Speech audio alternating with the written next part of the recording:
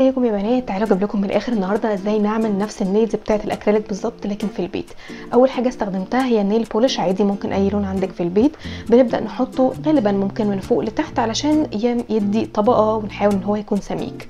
ممكن نستخدم ابيض، نستخدم الوان، نستخدم اي لون زي ما احنا عايزينه، كده كده نفس الافكت. بعد كده بستخدم الكروم باودر، والكروم باودر ده على فكره حاجه موجوده عادي اونلاين، تقدري تشتريها، موجود عند كذا ويب سايت. لو عايزين الويب سايت اللي انا اشتريت منه ممكن ابعته لكم، اكتبوا لي في التعليقات.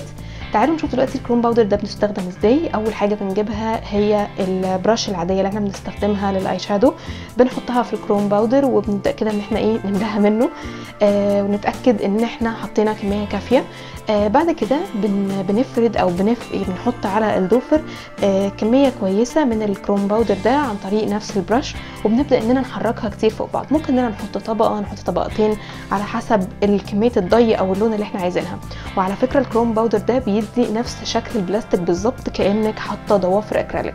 بعد ما بنخلص بنبدا ان احنا نجيب قطنه او نجيب اي حاجه قماش نمسح بيها بس الكروم باودر الزياده اللي جه، وعلى فكره هو بيفضل ثابت وكمان بيسهل ان هو يتمسح من على الجلد. ده الشكل النهائي. هو يمكن الصور ظلمه شويه بس بصراحه على الطبيعه كان شكله لؤلؤي جدا وكان تحفه. اتمنى يكون الفيديو عجبكم، وما تنسوش اللايك والسبسكرايب. فعلا احنا الفتره دي محتاجين السبسكرايبز واللايكس والفيوز بتاعتكم جدا علشان القناه ما تتقفلش.